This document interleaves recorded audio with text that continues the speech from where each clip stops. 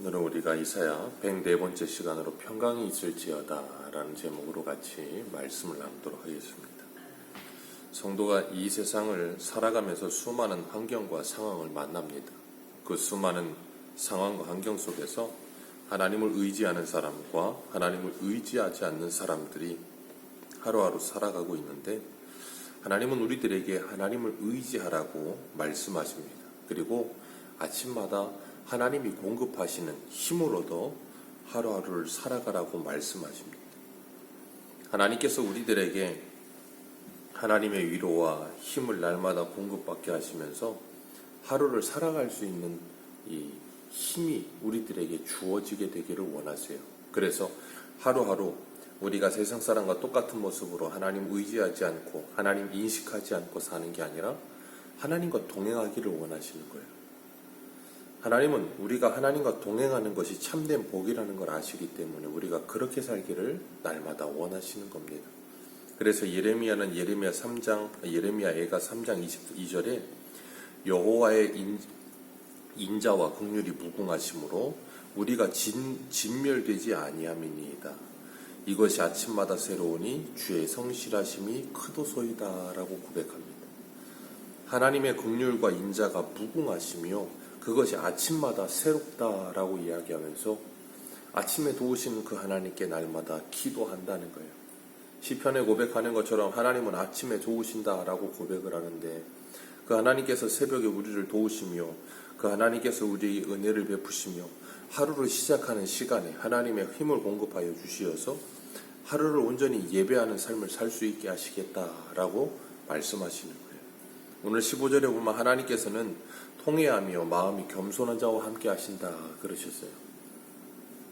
겸손한 자의 영을 소송케 하며 통회하는 자의 마음을 소송케 하실 것이라.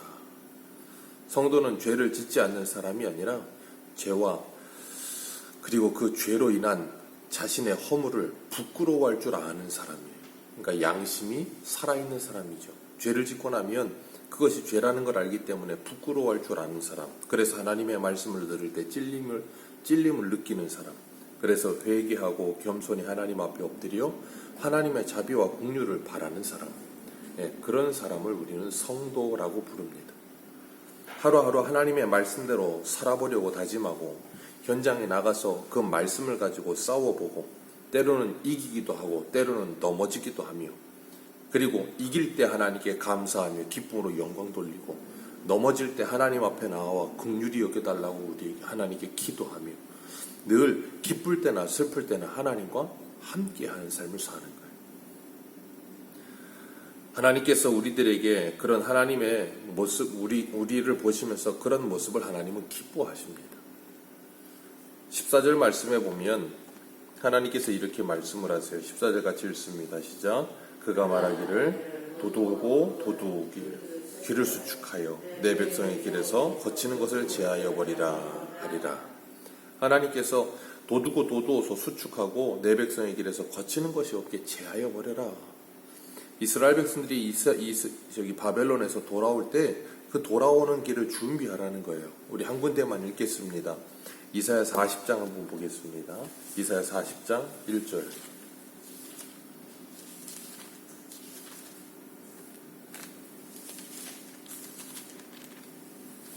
우리 1절부터 5절까지 같이 읽겠습니다. 시작. 너희의 하나님이 이르시되 너희는 위로하라. 내 백성을 위로하라.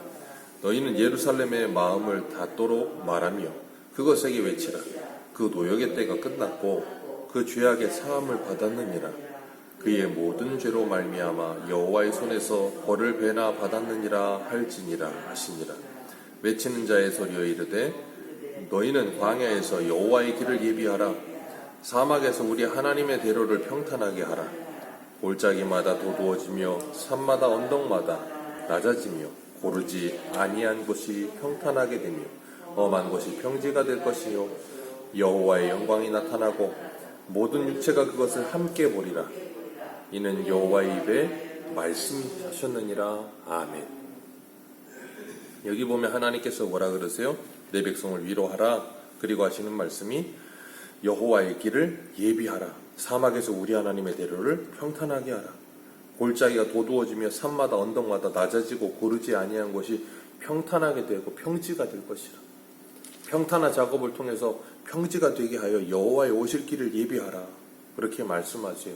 오늘 본문에서는요, 내 백성이 오는 길을 예비하라. 이스라엘 백성들이 오는데 그 앞에 장애물이 없도록 다 치워주어라. 그 주님이 오실 길을 예비하는 사람으로 광야에 있었던 사람이 누구예요? 세례 요한이죠. 회개하라, 천국이 가까웠느니라. 그게 뭐예요? 주님 오실 길을 예비하는 사람. 내 백성이 오는 길을 예비하는 게 뭐예요? 회개하라, 천국이 가까웠느니라. 그들의 삶의 장애물을 제거해 주는 게 뭐예요? 바로 그거예요.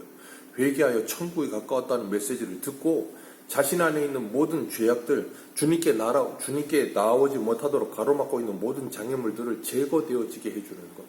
그게 뭐예요? 회개하라, 천국이 가까웠느니라. 무엇을 회개하는가?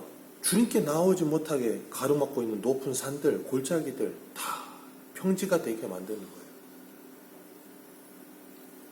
오늘도 우리는 그 일을 하는 사람들로 보내심을 받았어요. 그렇기 때문에 우리는 길을 내는 사람들이에요. 길을 내는 사람들로서 주님 오실 길을 내고 백성들이 오는 길을 내서 아버지의 마음을 아들에게, 아들의 마음을 아버지에게, 말라기의 말씀처럼 세례 요한이 그 일을 했는데 우리도 그 일을 하는 거예요. 어떻게 해요? 복음을 전하면서요. 그들의 장애물을 제거해 주는 거예요. 그리고 또 하나 장애물이 있는데 디도서 2장 4절에서 5절에 그들로 젊은 여자들을 교훈하되 내 남편과 자녀를 사랑하며 신중하며 순전하며 집안일을 하며 선하며 자기 남편에게 복종하게 하라. 이는 하나님의 말씀이 비방을 받지 않게 하려 함이라. 아멘. 여인들이 집에서 남편에게 순종하고 자녀를 사랑하고 신중하고 순전하고 집안일을 하고 선하고 남편에게 복종하는 이유, 하나님의 말씀이 비방을 받지 않게 하려고. 하나님의 말씀이 그들에게 전해지는 통로로 여인이 쓰임받기 위해서 최선을 다해서 뭐예요? 가정을 돌보는 거예요. 남편은요? 남편도 마찬가지죠. 자녀는요? 자녀도 마찬가지죠. 이것은 여인에게만 하시는 말씀이 아니라 하나님의 말씀을 맡은, 그래서 길을 내야 하는 사람들이 우리가 어떻게 살아야 되는가, 우리의 태도와 자세를 분명하게 말씀하시는 거예요. 하나님의 말씀이 가는 길을 가로막지 못하도록 우리 스스로가 장애물이 되지 말라는 거예요. 이스라엘 백성들이 바벨론의 포로로 끌려가게 된 배경을 오늘 본문의 17절에서 말씀하시는데 그의 탐심의 죄악으로 말미암아 그랬어요. 탐심의 죄악으로 말미암아. 우리가 열왕기하를 하고 있지만 열왕기 하면서 이 므낫세나 아몬 때 57년 동안이나 이스라엘 전역이 뭐라 그랬어요? 우상 숭배로 가득한 땅이 되어 버렸다 그랬어요. 주님께서 탐심은 곧 우상 숭배라 그렇게 말씀하십니다. 네, 모든 우상 숭배의 근본, 가장 밑에 들어가 보면 그 뿌리는 탐심이에요. 우상을 섬기는 이유, 욕심 때문입니다. 모든 신을 섬기는 이유, 탐심 때문에 섬기는 거예요. 욕심이 잉태한 즉 죄를 낳고 죄가 장성한 즉 사망을 낳는 거지, 욕심 없이 우상은 없어요. 그렇기 때문에 하나님은 우리를 구원하시고 성령이 오시면 우리 안에서 뭐가 없어져요? 욕심이 사라지는 거예요. 욕심이 사라지면 되는 게 뭐예요? 모든 우상들이 떠나가는 거예요. 주님이 우리의 주인 되시는 거예요. 그러면 욕심의 종류가 바뀌어요. 이전에는 세상 것에 욕심내던 인생이 이제는 뭐예요? 하나님의 나라에 대한 욕심을 갖게 돼요. 하나님의 뜻에 대한 욕심을 갖게 돼요. 그리고 이 땅에 어떻게 하면 하나님의 나라를 이루어 볼까? 어떻게 하면 하나님을 기쁘시게 해볼까? 어떻게 하면 하나님의 영광을 위해 살아갈 수 있을까를 열심히 고민하고 생각하게 되는 거예요. 그러니까 우리가 예수 그리스도를 믿는다는 건 우리의 욕구가 완전히 다 사라져 버리는 게 아니에요. 그 욕구의 방향이 바뀌어 버리는 거예요. 완전히. 그게 새 사람이 되는 거예요. 이 세상은 그런 탐심이 제거될 수가 없어요. 그렇기 때문에 아무리 좋은 뜻을 가지고 해도 그 안에는 사람의 욕심이 가득해져 버리기 때문에 스스로가 망가지게 되는 거예요. 그러니까 하나님께서 이스라엘 백성들을 가나안 땅에 넣으시고 그 거저 주신 은혜의 땅에서 그 땅을 독점하지 못하게 하셨잖아요. 하나님이 땅을 독점하지 못하게 하셨어요. 땅은 사고 팔지 못하게 하셨어요. 왜냐하면 땅은 하나님의 것이라 그러시면서 사고 파지 못하게 하셨고 경작권을 사고 팔게 하셨어요. 그런데 경작권을 사고 팔아도 50년째 희년이 되면 다 돌려보내게 하셨어요. 그런데 이스라엘 백성들은 하나님의 말씀을 순종하지 않죠. 자기 마음대로 해요. 희년이 돼도 돌려보내지 않습니다. 왜요? 이거 돌려보내면 손해가 얼마예요? 그러니까 하나님의 말씀을 지키지 않아요. 안식일 하루 쉬면 손해가 얼마예요? 안식년 1년을 쉬면 손해가 얼마입니까? 하나님의 말씀을 지키지 않는 거예요. 그러니까 하나님이 샬롬의 땅에 넣어주셨는데 샬롬을 누리지 못해요. 그리고 안식이 없어요. 안식하라고 넣어놨는데 안식이 없어요. 그러니까 하나님이 그 안식을 아예 뺏어버리시는 거예요. 그리고 안식 없는 삶이 얼마나 비참한 건지를 그들에게 몸소 바벨론에 가서 70년 동안 경험하게 하시는 거예요. 그래서 하나님께서 그들을 징계하시는데 그 징계가 영원하지 않죠. 시편 99편 8절에도 이렇게 말하세요. 여호와 우리 하나님이여 주께서는 그들에게 응답하셨고 그들의 행한 대로 갚기는 하셨으나 그들을 용서하신 하나님이십니다. 행한 대로 갚기는 하셨으나 용서하신다. 16절에도 내가 영원히 다투지는 아니하며 내가 끊임없이 도와지는 않을 것이다. 우리 하나님께서 이렇게 하신다는 거예요. 왜? 사랑하시기 때문에. 하나님의 징계는 징계가 목적이 아니고 하나님의 진노는 진노 자체가 목적이 아니에요. 징계와 진노를 통해 이스라엘 백성들이 하나님께 돌아오기를, 우리가 하나님께 돌아오게 되기를 원하시는 사랑의 매지 죽어라고 때리는 매가 아니다 그 말이에요. 18절 말씀에 보면 우리 18절 같이 읽습니다. 시작. 내가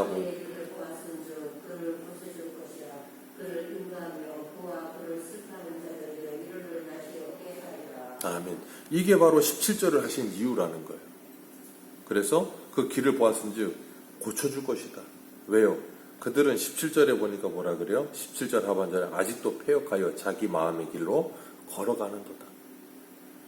얘들을 보니까 얘들은 스스로 돌아올 수 있는 방법은 없구나. 그러니 뭐 하세요? 하나님께서 그 길을 돌이켜 주시겠다. 그래서 누구를 보내셨어요? 자기 아들을 보내신 거예요.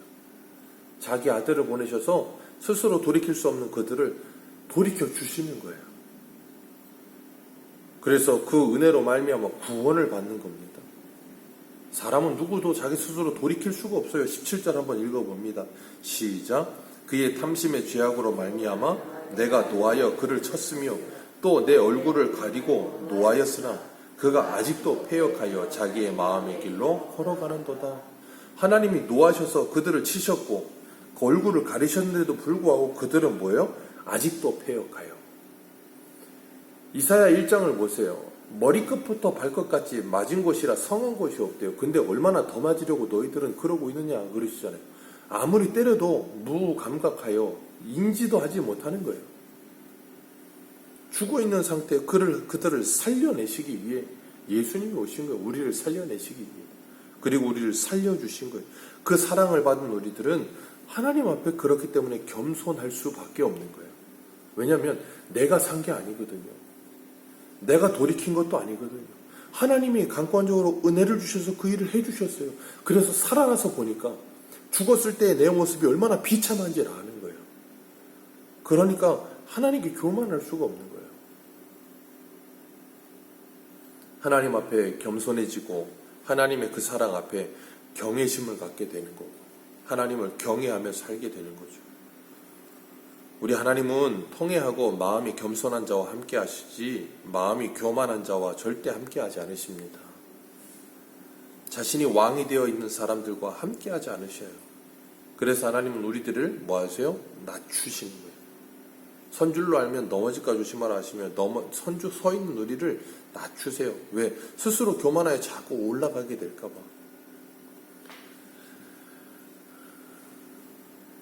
그런데도 불구하고 사람들은 하나님께서 자신들을 낮추시는 것을 결코 그렇게 좋아하지 않죠. 왜? 내가 높아져야 되고 내가 위에 군림해야 되고 내가 왕이 돼야 되는 낮춰진다고 하는 것이 얼마나 싫겠습니까? 올라가고 싶어서 인생을 사는데 그 탐심을 가지고 사는데 그러니까 자기 마음대로 자기 생각대로 살면서 뭐 하지 말래요? 상관하지 말아라. 그게 이사야 30장에 나온 이스라엘의 모습이잖아요. 선지자, 선견자에게 올바른 거 말하지 말고 거짓말하고 듣기 좋은 말하고 하나님 우리 좀 떠나시게 좀 해라. 우리 귀찮다는 거예요. 우리 마음대로 살겠다는 거예요. 상관하지 말라는 거예요. 내가 알아서 하겠다는 거예요. 그 사람들은 그 말이 뭔지를 모르는 거예요. 그 말은 하나님 보고 우리를 상관하지 말라는 말인 거예요. 간섭하지 말라는 거예요. 하나님한테. 하나님의 간섭이 없으면 우리는 뭐예요? 우리 스스로 있으면 죄밖에 지을 게 없어요. 그런데도 간섭을 하지 말래요. 왠 줄 아세요? 죄를 짓고 있는 동안에는 하나님의 간섭이 불편해요. 우리가 죄를 짓지 않고 있을 때는 하나님의 간섭이 불편하지 않아요. 하나님과 함께하는 것이 즐거워요. 마치 경찰들이 길거리에 있을 때 시민들은 뭘 느끼냐면 편안함을 느껴요. 왜? 우리를 언제든지 위협에서 보호해 줄 수 있는 사람들이니까. 근데 범죄자들은 경찰들이 있으면 뭐예요? 불편한 거예요. 그와 마찬가지인 거예요. 그렇기 때문에 우리는 끊임없이 우리가 하나님과의 관계에서 하나님을 떠나고 싶은 생각이 들 때마다 우리는 위협을 느끼고 조심스럽게 생각하며 내가 지금 영적으로 지금 다운되어 있구나 하는 걸 깨닫고 말씀과 기도로 돌아가는 거예요. 왜? 하나님이 그걸 통해서 은혜 주시겠다고 약속하셨으니까. 19절 말씀, 입술의 열매를 창조하신 자라고 말씀하세요. 하나님께서 입술의 열매를 창조하셨대요. 어떻게 해요? 선지자들을 통해 말씀하신 것이 이루어지게 하심으로 말미암아 우리의 입술에서 하나님을 찬송하는 열매가 맺혀지게 하시겠다는 거예요. 하나님께서 19절에 뭐라 그러세요? 입술의 열매 창조한 여호와 말하노라. 먼데 있는 자에게든 가까운 데 있는 자에게든 평강이 있을지어다 내가 그를 고치리라 하셨느니. 평강이 있을지어다 먼데 있든 가까운 데 있든 뭐 하는 거예요? 이 말씀을 전하는 거예요. 왜? 내가 너를 고쳐서 평강하게 하겠다. 이게 바로 뭐예요? 주님께서 우리 주일 오전에도 말씀하셨지만 제자들에게 가서 전하라는 게 뭐였어요? 지난주 주일 오전에 너희들은 어느 마을에 들어가든지 그 마을에 가서 그 집을 찾아가서 평강을 외쳐라. 받을만 하면 받을 것이고 아니면 평강이 다시 돌아올 것이다. 우리가 해야 될 일은 평강을 외치는 일이에요. 복음을 믿는 자 평강이 임할 것이고 믿지 않는 자 그 평강이 떠나가게 될 것이고. 그러니까 하나님의 복음을 듣고 그 평강의 메시지를 받아들이는 자는 평안함이 찾아오는 거예요. 평강과 함께. 이 세상은 그 평안을 맛볼 수가 없어요. 그 평강을 맛볼 수가 없다고요. 왜요? 세상은 탐심으로 가득해 있기 때문에. 오늘 말씀하시는 것처럼 그들은 그 탐심으로 인하여 하나님의 진노와 멸망을 받아요. 이 세상은 거기에 계속 머물러 있다고요. 그러니까 그 마음이 늘 그냥 복잡한 거예요. 평강이 없으니까. 편안하지 않아요. 늘 불편해요. 왜? 늘 경쟁해야 되니까. 물어뜯길까 아니면 물어뜯을까 그것만 생각하니까. 그런데 그리스도인들은 예수를 믿고 하나님의 은혜가 임하기 시작하면 거기에서부터 벗어나는 거예요. 그게 구원이에요. 거기서 벗어나기 시작하는 거예요. 그래서 평안이 임하는 거예요. 아니 산속에만 들어가도 나는 자연인이다 나오는 아저씨들을 보면 산속에만 들어가도 평안해요. 우리는 산속이 아니라 예수 그리스도 안으로 들어가잖아요. 참된 평안과 안식과 참된 만족이 있는 그분에게로 들어가잖아요. 그분과 함께 하잖아요.